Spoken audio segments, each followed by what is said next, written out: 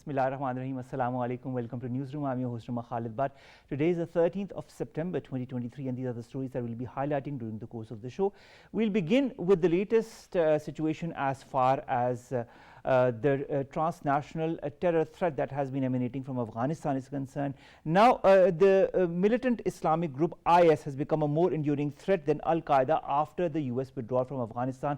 This has been quoted and said by General Kenneth Frank McKenzie, who's a former head of the US Central Command, in a television interview. This confirms other quotes, other important people who've also said more or less the same thing of the transnational threats that have been emanating from the Afghan soil and continue to remain there and continue to strengthen themselves there. What is the role of the Afghan interim government under the current state of affairs? What should its responsibility be, whether it be to curb all such terror threats, whether it be to prevent the escalation of terrorism in neighborhood countries such as Pakistan? Is Afghanistan or the interim government in Afghanistan trying to understand the current geopolitical or geostrategic situation? This is going to be our first segment. Our second story, ladies and gentlemen, concerns a summit of the heads of state and the government with the theme Current Development Challenges, Role of Science, Technology and Innovation, that is going to be held between the 15th and the 16th of this month in Havana in Cuba, as per a call made by Miguel Diaz-Canel, President of the Republic of Cuba and the President pro tempore of the G77+China group. We'll be having an exclusive conversation with the Ambassador of Cuba to Pakistan, Excellency Zéner, Javier, Caro, González, in our second segment regarding this, the importance of this group and how Cuba is also trying to highlight the importance of this group and also trying to unify all the different countries that form part of this group.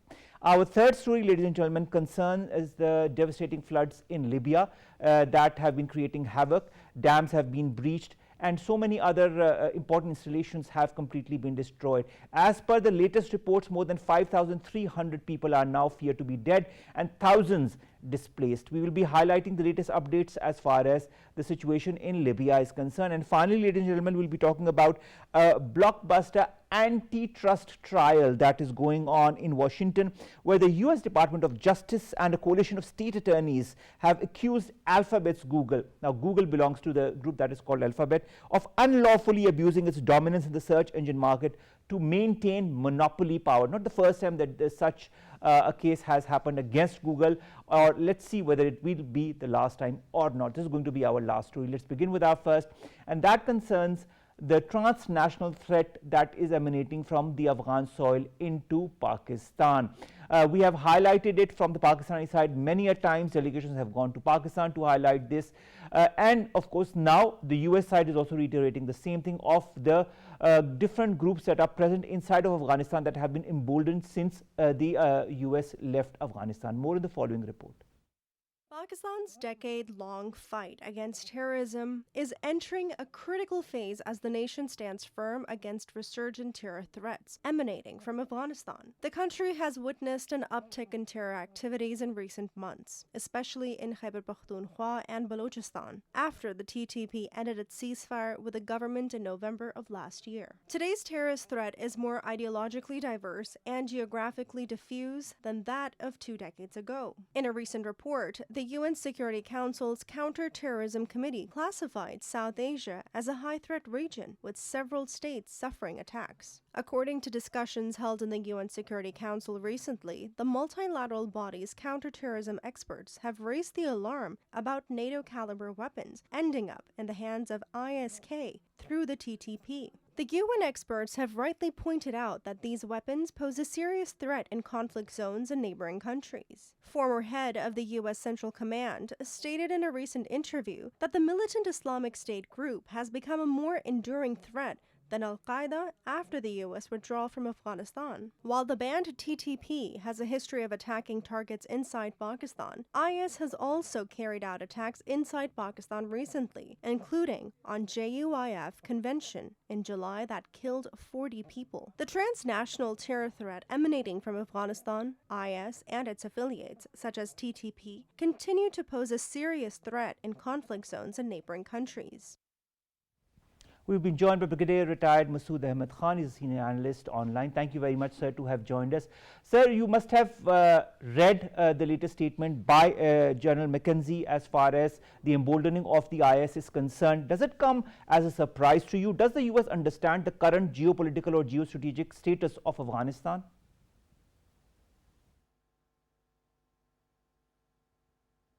If you can repeat your question, Omar. Yes, I'm going to repeat my question, sir. I said you must have read the statement that has come from General Kenneth Frank McKenzie, who's a former head of the US Central Command. And of course, he talked about the emboldening of the IS since the US left Afghanistan. Do you feel the US is now more cognizant of the current geopolitical or geostrategic situation of Afghanistan regarding the different terror outfits that are present inside its territory?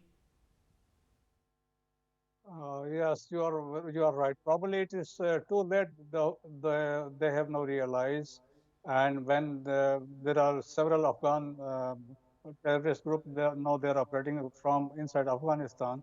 Not only Islamic State Khorasan, but also the TTP and the ETIM and other Islamic movement of Uzbekistan. So they have regrouped and they have reorganized, and basically it is no Islamic State of Khorasan which has become a threat not only to the Taliban, Afghan Taliban, but also the regional countries, especially the Central Asian republics. So it is not too late. The Americans, they have realized, because but they left they were in a hurry, and they left $7 billion worth of $1 million of weapons behind. So now Islamic State of Khorasan, as per the reports of media, they are in possession of those NATO weapons. So a threat has developed in the region. It is not only for Afghanistan, but it is for Pakistan, for China, it's also for the Central Asian republics. Now, Brigadier Saab, you talked about the report. I'd like to refer to this UN counterterrorism official report that has been put in place in front of the Security Council, the United Nations Security Council on Friday, last Friday, saying that the IS and its affiliates, including the TTP, are now armed with NATO caliber weapons, continue to pose a serious threat in conflict zones and neighboring countries. What does that spell as far as the regional security outlook in this region is concerned, in your point of view? It is something very serious, and recently we have seen the attack recently carried out inside Pakistan, whether it was Zob or it was in North Waziristan, South Waziristan, and recently in Chatral. They were the TTP. They used the NATO weapons, and basically, and that's why they were in a position to basically create an impact and a hype in the region. So it is basically a threat is being developed, and we have seen recently, and what actually happened in Bajor, where the suicide bomber basically when he blew himself while inside a JUI function, killing about 40% and plus more. So therefore, the situation is getting worse and getting out of control with these weapons worth $7 billion left by the Americans. Although I recently heard the John Kirby, the one of the U.S. Spokespersons, denying the facts that these were the weapons left by the Afghan National Army. But as per the Western media, it was the American weapons which were left. And today, if you if you go to Kandahar and in the eastern of Afghanistan, there are weapon markets. So you find a AK-47 for $130, M4, M16 for $400, and accordingly, you can get all sorts of weapons, night vision devices, even all sorts of things.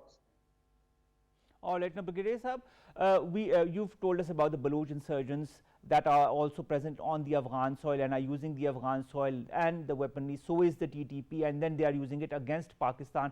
How is, in your point of view, this transnational terror threat that has been emanating from Afghanistan for quite some time posing a serious security challenge to our country? And do you think we are doing the needful? What more needs to be done in your point of view?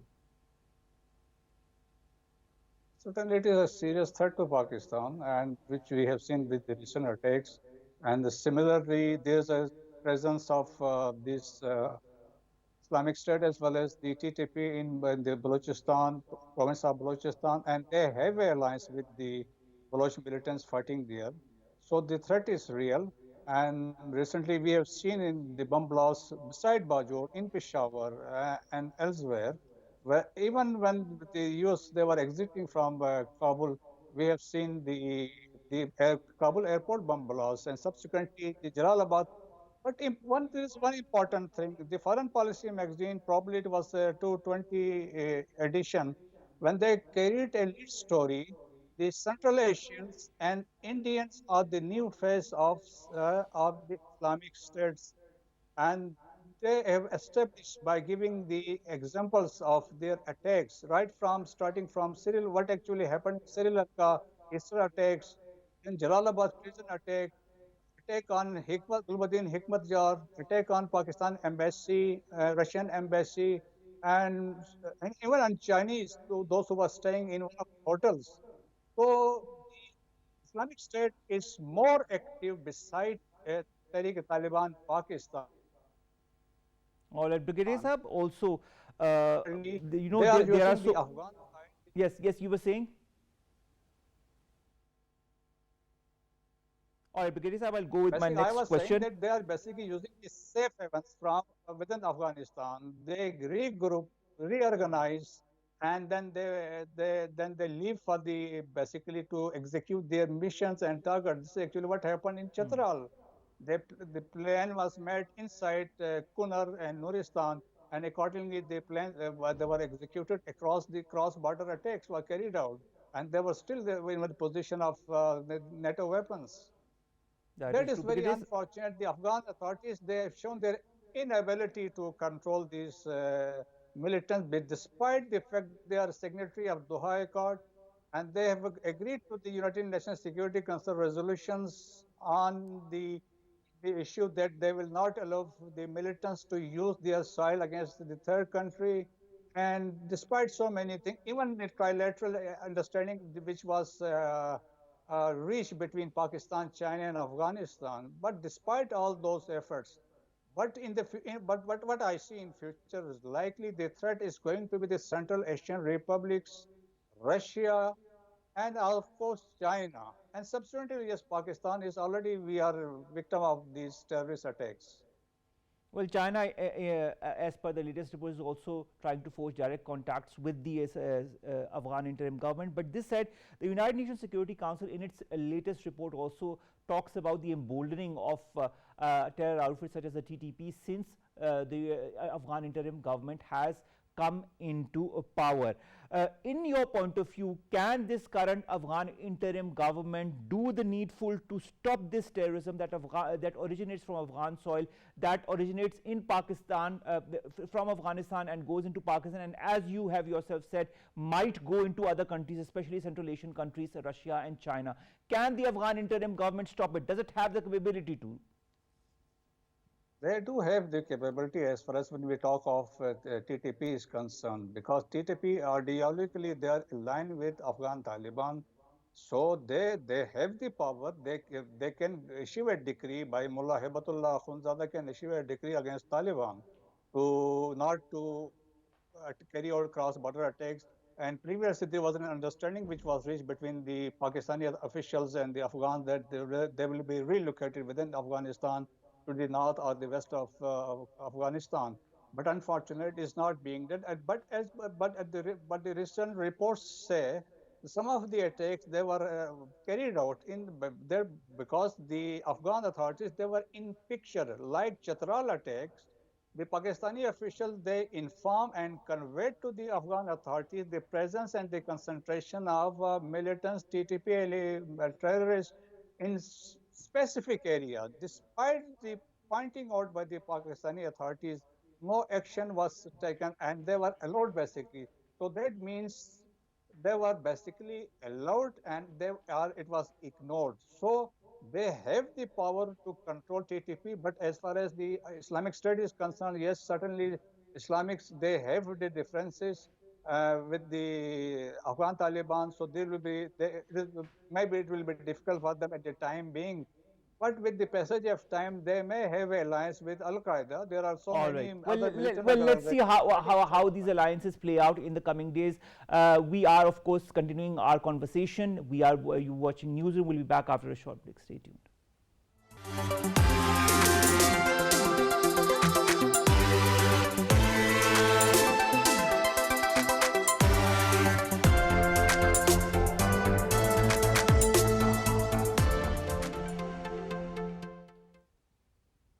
Welcome back. You're watching Newsroom, and we are discussing the transnational terror threat from Afghanistan that is emanating into countries such as Pakistan. Brigadier retired Masud Ahmad Khan Sahab, senior analyst, is online with us. Sir, my last question to you has two parts. The first is about the prospects of the nexus between the TTP and the ISKP. How, in your point of view, is this going to affect the regional security landscape, and the context also of our Chief of the Army Staff, who has recently said that the involvement of Afghan nationals in terrorism incidents in Pakistan is detrimental to regional peace and stability. Thus, in your point of view, how should Pakistan respond to this terror threat that is emanating from Afghanistan? Should we be more stringent in our response? What should our axis of response be now?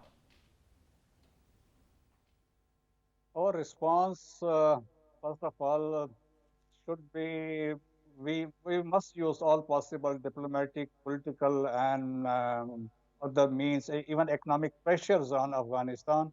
And there is a requirement of regional connectivity because all these neighbors, including Central Asian, Chinese, Russians, everybody is now concerned with the rising militancy inside Afghanistan.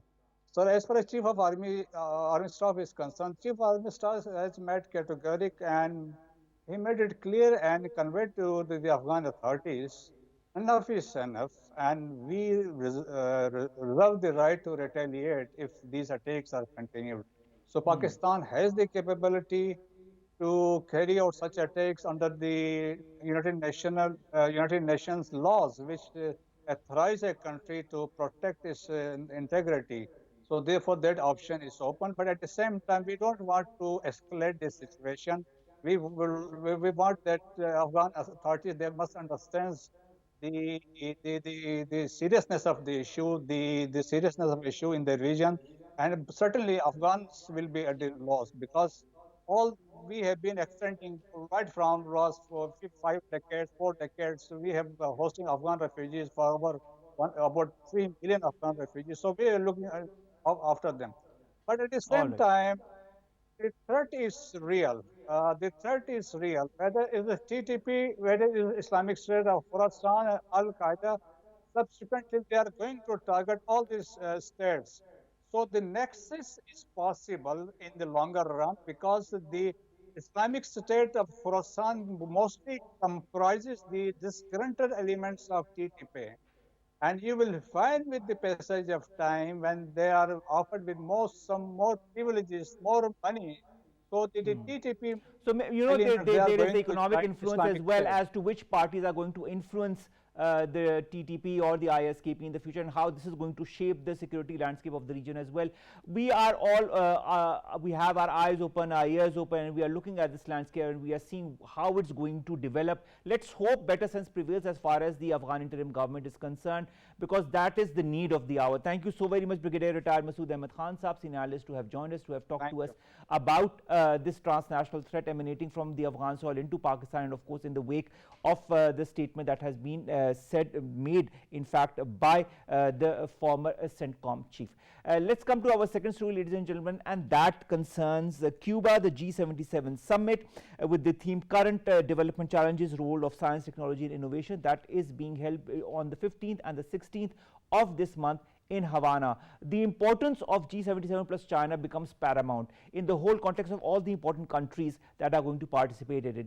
To highlight the importance of this summit, to highlight the importance of G77 plus China, we've been joined in the studios by the Ambassador of Cuba to Pakistan, Excellency Zéner, Javier, Caro, González. Thank you very much, Excellency, to have joined us. Wonderful to have you in the studios. Good evening. Well, let's talk about the preparations for this summit for the G77, group of 77 and China, which will be held very, very shortly, in fact, in 2 days' time between the 15th and the 16th of September. Is Havana ready to host this block meeting, which represents 80% of the world's population? Yes. First, let me thank you for this opportunity to share with your audience. And yes, Havana is ready. We have been getting ready since January of this year when we assumed the presidency of G77. Previous president was Pakistan.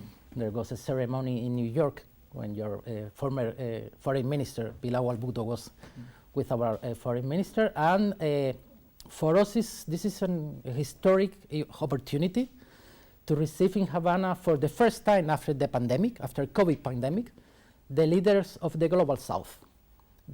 It's been probably more than 5 years without a proper meeting because of the pandemic. And the world that we have after the pandemic is not the same world, and it's not the better world. So Havana is ready, the Cuban population is ready, and we already are welcoming the leaders of around 100 countries that will be present in Havana. And that is a very important mood, and you know, just the presence of all these countries together poses not only a perfect opportunity to discuss many issues that are prevalent in the global south, but also create an environment of harmony between all the different countries that will be there. This said, what are the main contributions of Cuba, in your point of view, Excellency Caro, as far as the Group of 77 in China is concerned, and how has Cuba been playing an important role as far as the global south solidarity is concerned? Well, Cuba has been part of the Group of 77 since 1971. But this year, 2023, it's the first year that Cuba has occupied the presidency of the G77. After we assumed the president in January, we began to organize a series of events related with the group. Specifically, we have developed in Havana the meeting of the Minister of Education of the group, the meeting of the Minister of Science and Environment, and also the meeting of the Minister of Culture and Tourism. As a pro tempore president of the G77, Cuba is encouraging the advance of the common position among the countries of the Global South. For us, the preservation and the consolidation of the unity of the group is very important, specifically in this moment, in this historical moment, and also the support for the multilateralism in this world. And we are beginning the road to the next summit of the G77 that is going to be next year in Uganda, in Kampala. Last summit of the G77 was in 2005 in Doha, Qatar. So we have been almost like 20 years without summits. And this extraordinary summit in Havana will open the road to get into the summit of Uganda in the year where the G77 will commemorate the 60 years of its foundation, that it was in 1964. All right. Excellency, you talk of multilateralism. Let's also highlight the theme of this summit that is being held during these 2 days. Current development challenges, role of science, technology and innovation. When you talk of 80+ countries that represent a huge population of the world, how important are these challenges? Well, Omar, due to the characteristics of the group, this is a group where you have 134 countries right now, and you have some of the biggest economies of the world. You have Brazil, you have China, you have Argentina, but you have some of the smallest and poorest countries of the world. So even inside the group, you can see the difference in terms of economy and in terms of the development and in terms of the role of science and technology inside our countries. And we strongly believe that despite of this diversity in terms of geography or culture or economy, there is a common ground, and specifically in the areas of science, technology and innovation are, as you were saying at the beginning of your words, there's a paramount necessity in this world. There is a huge gap in terms of development and in terms of science and technology between our countries. And even when we have inside the G77 some of the most advanced technological countries in the world, we feel that there is still a gap, and there is still a needing of more South-South cooperation, of more triangular cooperation, and of course of more involvement of the North in the science and technology front in our countries, in our areas. That's why we decided in Cuba, this is, as I told you, it's an extraordinary summit. We decided to devote the summit to the science, technology and innovation as the tools that can lift our countries our developing countries in the future. And so the scope is immense when you talk of these challenges. The scope is immense of all the work that can be done by all these countries united. You know, this could be immense. The potential is so huge. Now let's talk about Cuba. You assumed the pro tempore presidency of the G77 in January. You also highlighted this in the beginning of this conversation. And this is of course the first time that you have led this mechanism of cooperation. What has been the response by your Cuban public as far as this presidency is concerned? How much of support have you seen from your people? Well, Omar, I remember, this is something that I would like to highlight. I remember that in 2000, when I was studying at the university, we had in Havana the South Summit. There is a summit of the G77, and people was very enthusiastic about the summit. It was an opportunity to gather in Havana a lot of historical leaders of the independence movement in Africa. I remember more than 40 or 50 presidents of all around the world coming into Cuba. Now in 2023, 23 years later, what I perceived in Havana, I was in Havana during the summer, it was the same enthusiasm for the people, and especially because I think that we understand as people, not only as a country, as a government, but our people understand that we are in front of an opportunity to raise the voice of the global South in this historical moment. And try to imagine that we will be receiving in Havana the president of Brazil, Lula da Silva. We will be receiving more than 30 presidents. We will be receiving a lot of personalities, and even the United Nations General Secretary, Mr. Antonio Guterres, will be in Havana. So our people is perceiving that this is a historical moment, it's a historical opportunity, and we are looking into this summit with a lot of optimism. Now, Excellency Caro, when you look at, when you talk of opportunities and optimism, do you feel that this summit will prove to be a stepping stone on the road for a new global order, since, of course, the current global order that is present guarantees no economic security, no food security, no peace among nations, development, social justice, or equality? Do you feel this summit could pave the way in the new direction? Undoubtedly, undoubtedly. And this summit, it's part of a series of summits that has been held during this year. You have the BRICS summit in South Africa with the new countries coming into BRICS, and probably Pakistan is going to be in BRICS next year also. And you have also, last week you have the G20 summit in India, and there was a lot of countries that will be, like Brazil, that will be in Havana. And there has been a lot of movements in the international arena that are signed that we are close to find a way to open the road, as you said, for the building of the new international order that we all need, that we all need. And the importance of this gathering and on having China there. China is, as you know, is a permanent member of the Security Council, and is a very active member of the G77. It's also an opportunity for all of our countries, not only for Cuba. And I think that we are close. We are close to the road that will change, probably forever, the unfair international order. That let's hope for that as well. You talked of the Security Council and China being an important member of that. Let's talk of the collaboration and the support that the G77 plus China has been given to the United Nations. How do you see that? How do you see the collaboration between G77 plus China and the UN? Well, there is a strong collaboration between the G77 and the UN. As you were saying at the beginning, the members of G77 represent 2/3 of the United Nations system. So inside the United Nations, the capacity of the G77 to make things happen, it's growing. But remind that if you just bring a bill, or if you bring an idea into the United Nations General Assembly, you already have 134 votes on your side from G77. I remember an old diplomat, the senior diplomat in Cuba, used to say that in the United Nations, G77 was like a bulldozer. If we can agree in a position, we are unstoppable. Nobody can tell us you cannot do this, because we are the majority of the world, 80% of the world population.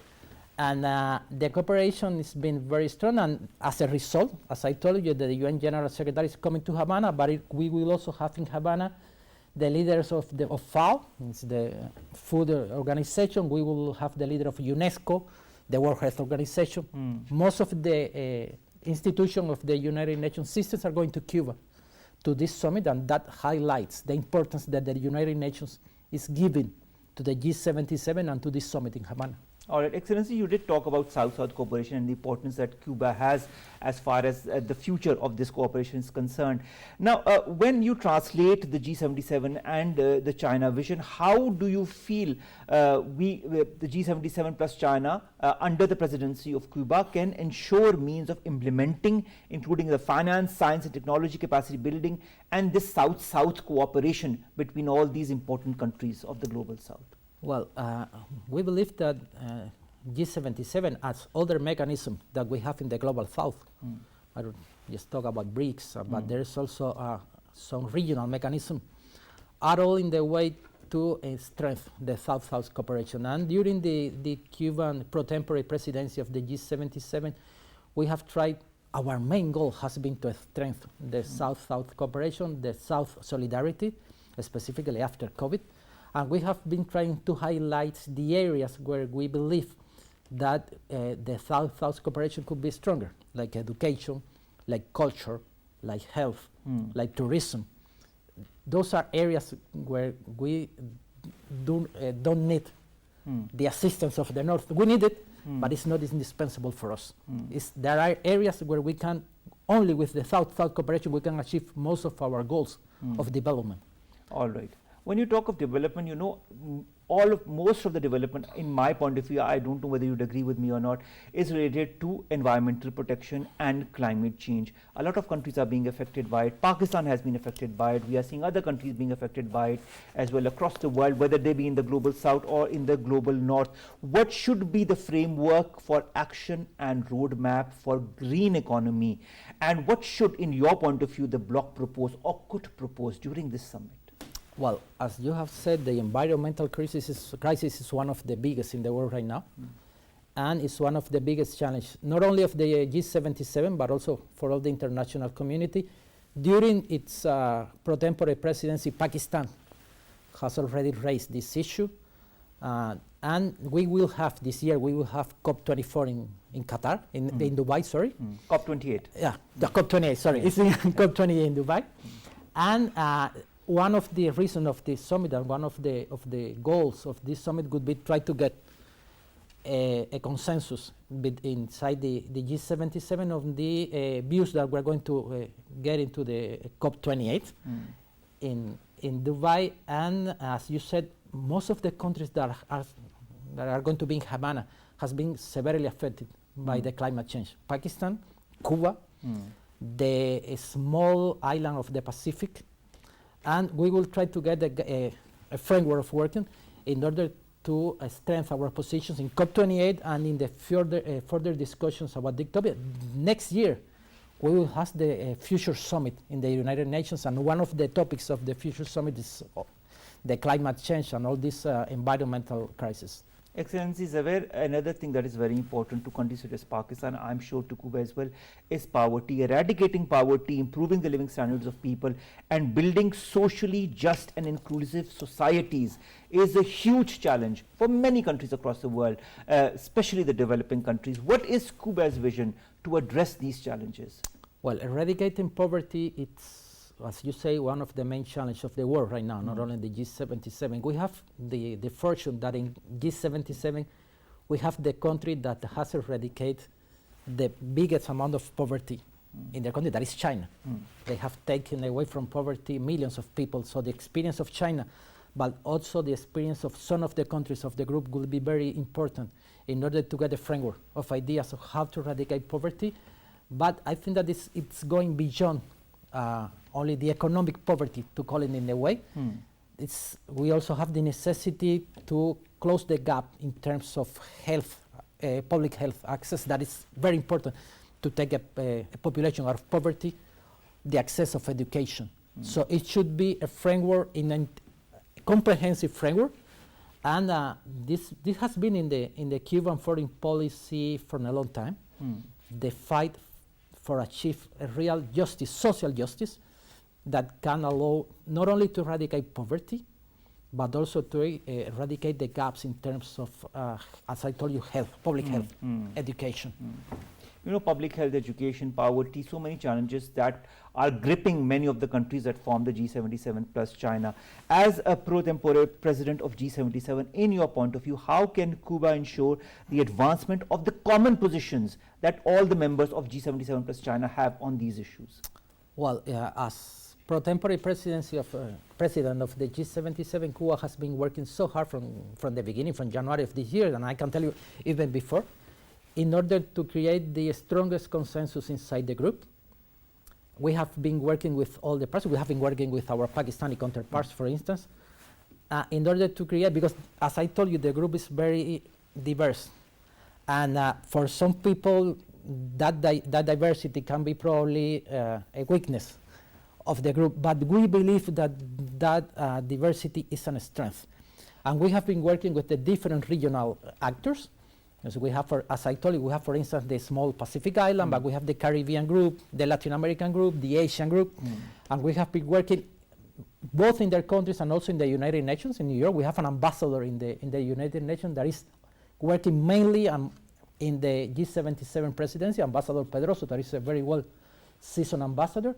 And we have been coordinating actions, and I think that the declaration that is going to be signed after the summit, on Saturday, it will be public, it will reflect that consensus in most of the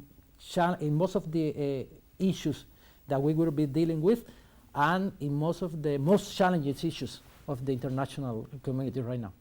Now, speaking of all these challenges, I feel that a complementarity between the different other important international organizations and the G77 plus China becomes even more paramount. When you talk of all the challenges that you have highlighted, education, poverty, health, and so much more. How can the G77 plus China ensure or address this complementarity? Well, I think that it will be, we hope it will be a result of the Cuban presidency. The strength of the unity of the group could be the way to achieve our goals, to ensure what you have been saying. And we will see that not only in the summit in Havana, we will see it. Most of the presidents and the foreign ministers that are already in Havana will go to New York next week, because next week will start the high-level meeting of the United Nations General Assembly. So you will see, I think that we all see how the consensus of Havana Summit will be reflected in the speeches of the head of states of government of the G77 in New York, in the United Nations General Assembly. And then we will have, as I told you, next year the summit of Uganda in Kampala. And I think that we are in the way, we are in the right way to force a stronger consensus, and the way to do it. This Havana Summit is an opportunity to get closer and closer and closer to that consensus that will be reflected in the future, and that will display the positions of the global South. And this is the most important, the global South, that we are all the global South. Exactly. In the future. All right, final question, a short answer, Excellency.